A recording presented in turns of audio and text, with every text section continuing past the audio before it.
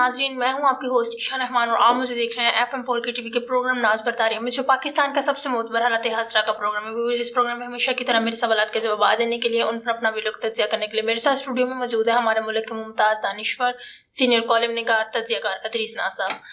अस्सलाम वालेकुम सर। वालेकुम अस्सलाम। कैसे हैं आप सर? अल्हम्दुलिल्लाह। सर, एक सैयद तस्नीम हैदर नामी शख्स ने दावा किया है कि वो मुस्लिम लीग नून लंदन का तर्जुमान है और उसने अजीब इंकशाफात किए हैं कि अरशद शरीफ और इमरान खान साहब के कत्ल की मनसूबाबंदी उसकी मौजूदगी में हुई और इस सब मामलात और इन मनसूबाबंदी के बारे में अहकामात नवाज शरीफ साहब ने जारी किए। आप इसके बारे में क्या कहते हैं? एक लतीफ़ा सुना दो। पहले मेरे दोस्त जो हैं, एक शाहद मुनीर गोंदल हैं, एक इमरान गुज्जर हैं, हम लोग बैठे थे अब्दुल बासित बाजवा साहब के घर। अब्दुल बासित बाजवा साहब कॉलेज के प्रिंसिपल हैं। उनके घर बैठे थे तो हमें भूख लगी थी। मैंने अब्दुल बासित बाजवा साहब से कहा कि खाना बनवाएं।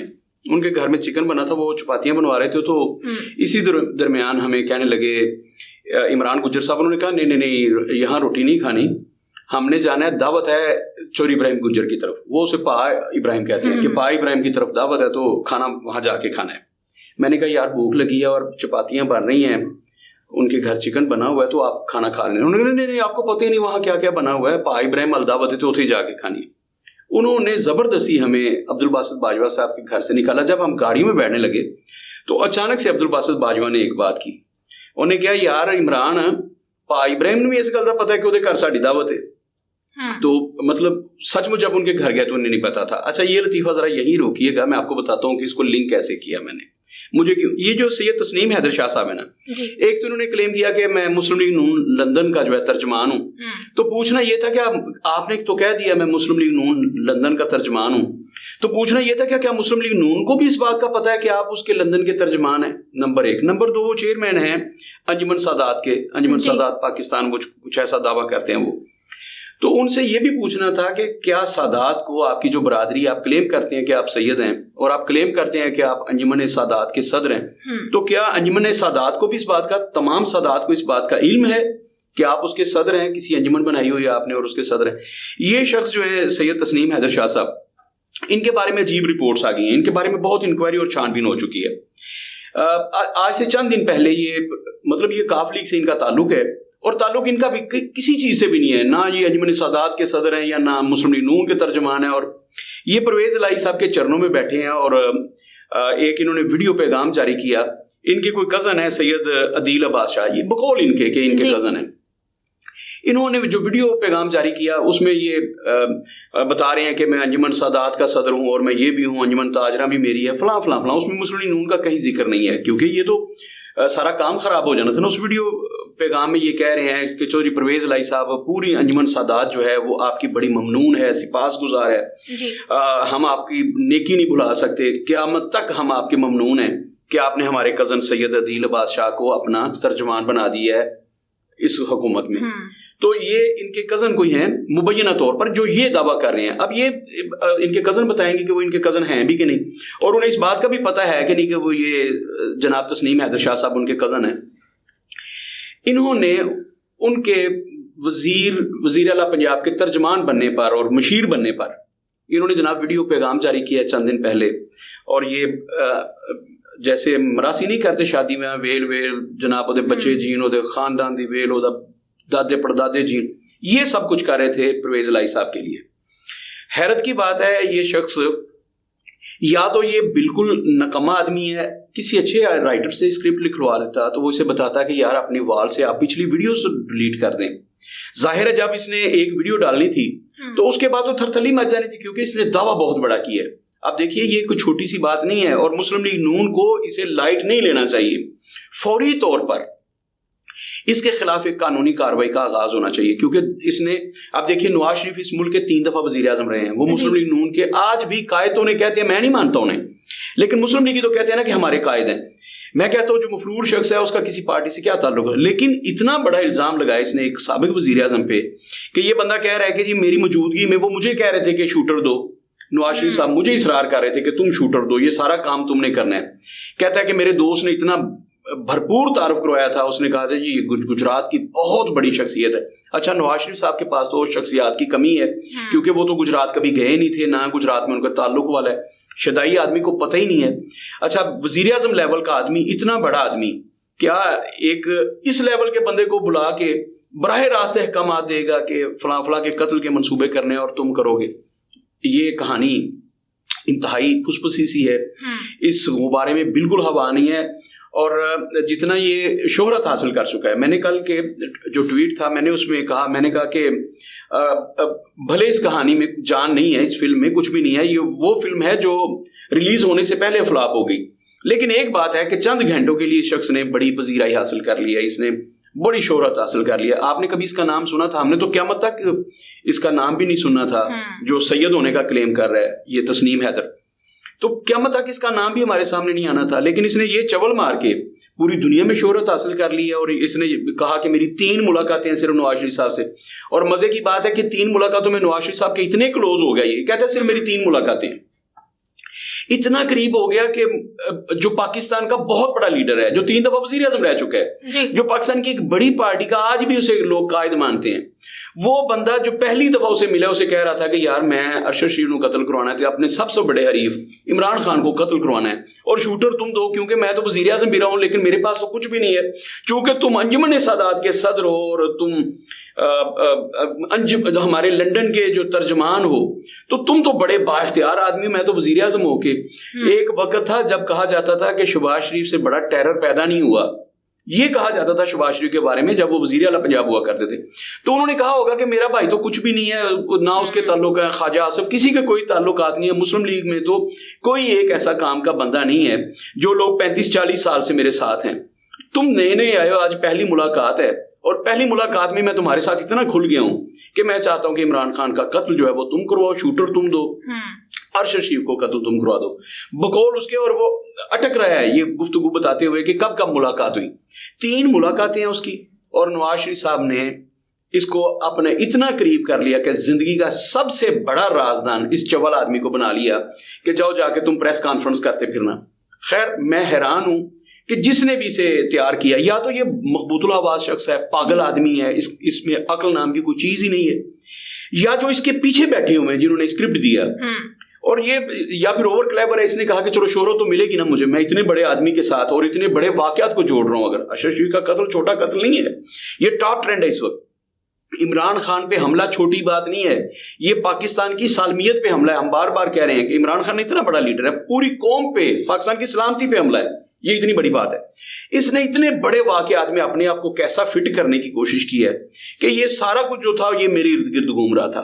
नवाज शरीफ जिसका सबसे बड़ा हरीफ इमरान खान है, जिससे नवाज शरीफ बहुत तंग है, उसने मुझे बुला के कहा, या मैं उसके पास गया तो उसने कहा कि यार किसी तरीके से इमरान खान को मेरे रास्ते से हटा दो, ये मेरे लिए दर्द सर बना हुआ है। तो ये बंदा, मैं तो हैरान हूं इस पे। अब इसने अपने साथ सैयद लिखा हुआ है, शाह लिखा हुआ है, तो हम तो सादात के गुलाम हैं, हम तो बात भी नहीं कर, लेकिन अजीब खबीस किस्म का शख्स है, इसे समझ ही नहीं आई कि मैं कर क्या रहा हूं और क्या कह रहा हूं। तो ये जो कहानी थी, जिसने भी ये ड्रामा बनाया, जो इसके साथ खड़े थे जी, वो लोग भी अकल से पैदल लोग, बिल्कुल अकल से पैदल लोग। भाई आप मंसूबा बना रहे हैं, अब देखिए ना, जिन्होंने भी ये ड्राइंग किया था, उन्होंने जब इमरान खान पे किसी किस्म के भी इल्जामात लगाए ना, तो इमरान खान के इंतहाई करीबी लोगों को सामने लेके आए। मिसाल के तौर पर जब फैसल वाडा है, तो कोई ये नहीं कह सकता कि फैसल वाडा कौन है। भाई फैसल वाडा को तो पूरी कौम जानती है, वो एक नामवर सियासतदान है, इमरान खान के इंतहाई करीबी रहे, तो जब वो बंदा कोई बात करेगा, अब उस बात की तस्दीक तो बाद में होती रहेगी ना कि उसने जो भी कहा वो बकवास है, या उसमें उस पर तवज्जो भी देनी चाहिए, ये अलग बात। अच्छा, उसने फैसल वाडा ने जो कहा था कि ये लॉन्ग मार्च खूनी होने का मंसूबा बना लिया, फिर वो हुआ, ठीक है ना। अगर उसने पहले ना कहा होता फैसल वाडा ने, तो एजेंसी जो इतनी अलर्ट ना होती और शायद वो हो जाता जैसे उसने कहा था। इस बंदे ने जो कहा है, ये बात तो सिरे से समझ में नहीं आने वाली। भाई अगर नवाज, उस बात को काउंटर आपने करना था जो इमरान खान साहब के खिलाफ ये सारा कुछ हुआ, उनके अपने लोगों ने प्रेस कॉन्फ्रेंसेस की, जैसे उनके अपने लोग मैदान में आए, अब्दुल अलीम खान आए, जहांगीर तरीन आए, बहुत सारे लोग आए, उनमें से आखिर में फैसल वाडा आए। तो बाबा अगर उसको काउंटर करना था आपने, तो बंदे दा पुत्र तो कोई लाते, आपने क्या चवल सा आदमी लाया और उसे क्या चवल स्टोरी आपने बनवाई है। समझ से बाहर है कि इतनी घटिया लेवल की स्टोरी पर किस डायरेक्टर ने कहा कि ये फिल्म बन के चल जाएगी और सुपरहिट होगी। मैं आपको लिख के देता हूं कि तस्नीम हैदर जो है, ये तो अपने अंजाम को पहुंचने वाला है कानूनी तौर पर ही, पक्की बात है कि एजेंसियां इसे जरूर पूछेंगी, और लंदन में बैठ के आप किसी पे इतना बड़ा इल्जाम लगाते हो तो वहां की भी तो एजेंसियां हैं ना, और वो पाकिस्तानी एजेंसी जैसी नहीं है जो दबाव का शिकार हो जाती है। तो यकीनी तौर पर अगर इसके खिलाफ कार्रवाई होती है तो ये लंदन में रहने जोगा नहीं रहेगा। अच्छा, ये लंदन मुस्लिम लीग नून का तर्जमान तो एक तरफ, ये लंदन का शहरी भी नहीं रहेगा। अगर इसका कोई स्टेटस है वहां पे तो वो बिल्कुल खत्म हो जाएगा। ऐसा चवल आदमी तो दुनिया के किसी कोने में रहने के काबिल नहीं है जी, जो इतनी बड़ी बात बगैर सबूतों के कर दे और सिर्फ शोहरत हासिल करने के लिए कर दे। तो ईशा, मैं समझता हूं कि ये जो स्क्रिप्ट था इंतहाई नाकस किस्म का स्क्रिप्ट था, और जो उन्होंने बंदा निकाला है पेश करने के लिए, वो बंदा जिसकी 3 मुलाकातें हैं सारी नवाज शरीफ साहब के साथ, वो कह रहा है कि मेरी 3 मुलाकातें हैं, उसको लंदन का तर्जमान भी बना दिया था मुस्लिम लीग। वहां जुबैर गिल वगैरह लोग बैठे हैं, ऐसे लोग बैठे हैं जो नवाज शरीफ के लिए अपनी जान देते हैं, जिन्होंने पूरी जिंदगी नवाज शरीफ को दे दी है। तो भाई उनकी मौजूदगी में तुम्हें उन्होंने अपना तर्जमान बनाया हुआ था, सिर्फ 3 मुलाकातें हैं तुम्हारी। और हैरानकुन बात है, नवाज शरीफ को पूरे लंदन में तुम जैसा घटिया शख्स मिला था मुस्लिम लीग नून का तर्जमान बनाने के लिए। मुस्लिम लीग के पास कोई बंदा ही नहीं था। हैरानकुन बात है, ये दावा करने से पहले कि मैं मुस्लिम लीग नून का तर्जमान हूं, हाँ वैसे कह लेता मैं किराए का कातिल हूं, और मेरी धूम थी दुनिया में, नवाज शरीफ साहब के कानों तक मेरी धूम पहुंची कि ये बंदा शूटर है, किराए का कातिल है, या ये सपारी लेता है, तो मुझे बुलाया था तो शायद इसमें कुछ दम होता। हम इस बात पे गौर कर लेते कि नवाज शरीफ साहब इस हद तक चले गए कि उन्होंने एक शूटर को, एक किराए के कातिल को, उजरती कातिल को उन्होंने बुला लिया। ये जो दावे कर रहा है अंजुमन सादात का सदर हूं मैं, अंजुमन ताजरा का सदर हूं मैं, मुस्लिम लीग नून का तर्जमान हूं लंदन में, और बाबा चवल मारने से पहले ये तो गौर कर लो कि तुम्हारी कहानी सुनेगा कौन, ऐसी घटिया कहानी पर कौन तवज्जो देगा। इंतहाई घटिया कहानी है ये, और इस बंदे को यकीनी तौर पर मुस्लिम लीग नून जो है लंदन की, उसे जूते मारने चाहिए कि खबीस आदमी, तुम्हारा तो कभी नाम भी नहीं सुना। और अंजुमन सादात जो ये क्लेम कर रहा है कि मैं अंजुमन सादात का सदर हूं, जो सादात है उन्हें जरूर पूछना चाहिए इससे, और उन्हें तहकीक करके बताना चाहिए ये सैयद है भी कि नहीं। याद रखिएगा, मैं पूरी जिंदगी के लिए ये जानता हूं, सैयद जो होता है अगर वो सैयद है तो वो इस लेवल की खच नहीं मारता। सैयद गुनाहगार हो सकता है, गुनाह हो सकता है किसी भी सैयद से, गुनाह का मुर्तकिब हो सकता है, लेकिन वो चबड़ और खच नहीं हो सकता। सैयद ऐसी हरामजदगी नहीं कर सकता कम से कम। ये पक्की पीढ़ी बात आपको बता रहा हूं कि सैयद के खमीर में ये बात शामिल होती है कि उसने ऐसी हरामजदगी नहीं करनी। तो ये जो कर रहा है सादात को सोचना चाहिए, और अगर कोई अंजुमन सादात है कहीं जिसका ये सदर है तो उसमें कोई 4-5 लोग तो होंगे ना उस अंजुमन सादात में। वो सादात जरूर सोचे कि किस लेवल का घटिया शख्स जो है वो उनका चेयरमैन होने का क्लेम कर रहा है। तो मुस्लिम लीग नून तो सोचे ना जरा कि लंदन में इसकी क्या स्टेटस है, और डेफिनेटली उन्होंने तो बहुत कुछ सोच भी लिया होगा और लीगल प्रोसेस शुरू भी हो चुका होगा। बाहर क्या ये शख्स तो अपने अंजाम को पहुंचने वाला है कानूनी तौर पर, इसको जरूर पूछा जाएगा कि तुमने इतनी बड़ी खच क्यों मारी और किसके कहने पर मारी है। अगर इसका कहीं ताल्लुक है परवेज इलाही साहब के साथ और पीटीआई के साथ जी, तो उनको जरा सोचना चाहिए कि अगर बंदा लाना था तो कम से कम फैसल वाडा लेवल का बंदा लाते। ये उन्होंने बहुत बड़ी चवल मारी है अगर उन्होंने कहीं किसी को फोन करके कहा कि इस बंदे को, मैं नहीं मानता, वो बड़े सुलझे हुए लोग हैं, बड़े सीजन्ड पॉलिटिशियंस हैं, वो तो ऐसी हरकत नहीं कर सकते कैसे घटिया आदमी को कोई ऐसी प्रेस कॉन्फ्रेंस पर उकसाएं, और जिसका 2 मिनट के बाद उसी वक्त आधे घंटे के अंदर कच्चा चटा निकल आया था कि ये घटिया शख्स, इसकी तो कोई हैसियत ही नहीं है, ये पता नहीं कहां से आ गया और खुद को सैयद भी क्लेम कर दिया, फिर अंजुमन सादात का चेयरमैन भी बन गया। और मुस्लिम लीग नून जो पाकिस्तान की मकबूल तरीन सियासी पार्टी है बाबा, उन्होंने 2/3 यहाँ अक्सरियत ली है। यहाँ सबसे ज्यादा अगर पार्लियामेंट में किसी ने अक्सरियत ली है तो वो मुस्लिम लीग नून है जिसने ली है। तो इतनी बड़ी सियासी पार्टी का लंदन का वो खुद साख्ता तर्जमान बन गया। तो मुस्लिम लीग नून इसका जरूर नोटिस ले और फौरी तौर पर हकाइक सामने आने चाहिए। और आखिर में एक बात मैं अर्ज करूंगा अपने सुनने वालों की, ये जो पिछले चंद दिनों से ऐसी शोहरत हासिल करने के लिए जो मनसूबा साज निकले हुए हैं ना, घटिया किस्म की शोहरत हासिल करने के लिए वो शोशे छोड़ने वाले, इससे याद रखिएगा, इससे सेंसनी फैलती है, इस्तराब फैलता है, लेकिन बहुत बड़े इश्यूज से नजरें हट जाती हैं। इस वक्त पाकिस्तान में मैं आपको अर्ज कर रहा हूं कि बहुत बड़े इश्यूज हैं हमारे साथ, और मैं बार बार कह रहा हूं सबसे पहला इशू तो ये है कि पाकिस्तान, हमने सर्वाइवल कैसे करना है, हमारी बका का मसला है, पाकिस्तान की सर्वाइवल का मसला है। हमने पैसे देने हैं, हमारे पास तनख्वाहें देने के लिए पैसे नहीं है। आप एक रिटायर्ड फौजी की बेटी हैं, आपको पता है कि आपके बाबा को 2 महीने की पेंशन नहीं मिली, तमाम फौजियों को नहीं मिली, सिर्फ आपके बाबा को नहीं मिली। अच्छा, इतना अहम इदारा जो, मतलब फौजी का तो मतलब भी होता है जान देने वाला, भाई जो टीचर है उसने तो सिर्फ पढ़ाना है, उस कहीं भी नहीं लिखा कि टीचर जो है वो जान देगा। ये अपने हलफ में इनके शामिल होता है कि मैं पाकिस्तान के लिए, इस कौम के लिए अपनी जान कुर्बान करूंगा। इनका तो सबसे पहला हलफ ही होता है। अच्छा, जो लोग जान कुर्बान करने के लिए गए हैं, कोई ब्यूरोक्रेट कहीं लिखा होता है उसके हलफ जब देता है वो कहता है मैं अपने फराइज मनसबी पूरी ईमानदारी के साथ अदा करूंगा, मैं इस रियासत का मुखलिस रहूं। लेकिन फौजी से ये पूछा जाता है और वो ये हलफ देता है कि मैं अपनी जान इस सरजमीन के लिए, इस मुल्क और कौम के लिए कुर्बान कर दूंगा, कोई दकीका फरोगुजाश्त नहीं करूंगा, किसी किस्म के बुखल से काम नहीं लूंगा, कभी बुज़दिली का मुजाहरा नहीं करूंगा, मैं अपनी जान दे दूंगा इस कौम के लिए, इस मुल्क के लिए। उन लोगों को 2-2, 3-3, 6-6 माह पेंशन नहीं मिल रही। हमारे पास पैसे नहीं है, हमारे बहुत सारे इश्यूज हैं, और ये चवल किस्म का बंदा आके इशू से तवज्जो हटा देता है और पूरी कौम बगैर सोचे समझे। मैं दोबारा कहूंगा कि ये जो शामी साहब फिर कहा करते हैं कि ये सोशल मीडिया के बचूंगड़े बगैर सोचे समझे ऐसी बात जो है वो आगे फैला देते हैं। कोई खुदा का खौफ करें। आपको समझ नहीं आ रही कि इंतहाई घटिया किस्म का बंदा इंतहाई बड़े लेवल की बात कर रहा है और आप उसको प्रमोट कर रहे हैं सिर्फ उसकी शोहरत में इजाफा करने के लिए। अच्छा, आपकी ज़हनी तस्कीन इससे होती है कि हम ज़हनी तौर पर इस हद तक पसमानदा हो चुके हैं कि हम अपने जहन की तस्कीन के लिए ढूंढते रहते हैं कि हमें ऐसी कोई स्टोरी मिले, किसी की पगड़ी उछाली गई हो बस, तो हम उसमें हिस्सा बन जाएं। क़यामत के दिन आपको बताना पड़ेगा भाई, जो इस्लाम आपको कहता है ना कि आप वजू कर रहे हो तो पानी आपने बहाना नहीं है, जाया नहीं करना, बेवजह आपने पानी जाया नहीं करना, ये इस्लाम का असूल है। तो इस्लाम आपको, अच्छा अगर आप डाटा इस्तेमाल कर रहे हैं तो क्या क़यामत वाले दिन आपसे नहीं पूछा जाएगा कि तुमने फजूल कामों के लिए जो डाटा इस्तेमाल किया था इसका भी हिसाब दो? ये मुफ्ती साहब से फतवा ले लें। ये जो यूथ ये फटाफट निकलते हैं और डाटा इस्तेमाल करना शुरू कर देते हैं किसी की पगड़ी उछालने के लिए, मुल्क और कौम की सलामती को दाव पर लगा देते हैं। ये जरूर सोचे, जो इस्लाम पानी बहाने पे आपको मना करता है कि आप वजू कर रहे हैं तो पानी एहतियात से इस्तेमाल करें, उन्हें पता होना चाहिए कि ये बिला वजह जो डाटा इस्तेमाल करते हैं इसका भी हिसाब होना है। सर, पीटीआई ने फैसलाबाद चौक धरने के लिए बाज़ाब्ता दरख्वास्त जमा करवा दी, आपको क्या लगता है उनकी दरख्वास्त मंजूर हो जाएगी? फैजाबाद चौक में उन्होंने, फैजाबाद में धरने के लिए उन्होंने बाकायदा आज डिप्टी कमिश्नर को एप्लीकेशन दे दी है। उन्होंने कहा थी कि हम, अच्छा उसमें बहुत सारी चीज़ें हैं। एक तो फैजाबाद का मतलब फैजाबाद होना चाहिए। इमरान खान साहब फिर अपनी बात पे रहते नहीं है, पीटीआई अपनी बात पे रहती नहीं है। दूसरा ये कि ये धरना कितने दिन का होगा, ये धरने के लिए एप्लीकेशन है, ये कितने दिन का धरना होगा। फैजाबाद में धरने का मतलब ये है कि आपने 2 शहर मफलूज कर दिए, रावलपिंडी और इस्लामाबाद।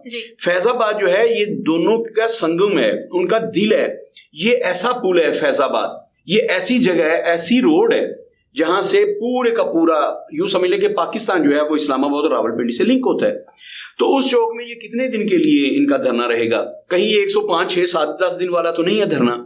अच्छा, अगर तो ये देखिए ना कि इन्होंने दिए 26 तारीख के लिए, उससे पहले मुझे लगता है कि चीफ ऑफ आर्मी स्टाफ की जो तैनाती है वो हो जानी, हम उस पर बाद में बात करेंगे। लेकिन इन्होंने अगर जो मंसूबा बनाया कि हमने 3 दिन, अगर 26 को हम जाते हैं 29 तारीख तक कमांड चेंज नहीं होती तो हम दबाव बढ़ाएंगे, तो क्या 3 दिन के लिए इस्लामाबाद की जो सारी सरगर्मी है उन्हें मुअत्तल कर, पूरे मुल्क की सरगर्मियां, इस्लामाबाद हमारा कैपिटल है जी, और पूरे मुल्क से जो लोग होते हैं वो बहुत सारे मसाइल होते हैं जो उन्होंने वहां जाना होता है, तो वो कैसे पहुंचेंगे इस्लामाबाद, कौन सा रास्ता इख्तियार करेंगे, इंतजामिया मुतबादिल रास्ता देगी, वहां कितनी तादाद में लोग जाएंगे, उनकी रिहाइश का क्या इंतजाम होगा, क्योंकि फैजाबाद आप जानते हैं ना गुंजान आबाद इलाका है उसके इर्द गिर्द, तो वहां पे ये तो नहीं है कि दूर दूर तक मैदान है जहां लोग जाएंगे रफा हाजत के लिए, वहां खैमे लगा लेंगे। तो मतलब वहां के लोग जो है उनकी जिंदगी अजाब बनाना, वहां के सारी जिंदगी को मफलूज कर देना, ये इंतजामिया को जरूर सोचना चाहिए। जहां तक ताल्लुक है किसी ग्राउंड का, वो तो बात समझ में आती थी, ये फैजाबाद जो है उसकी मेरी समझ में तो नहीं आ रहा। अगर इंतजामिया इसकी इजाजत दे देती है तो मैं समझता हूं कि वो बहुत दबाव का शिकार है, इमरान खान साहब के आगे ढेर हो जाते हैं।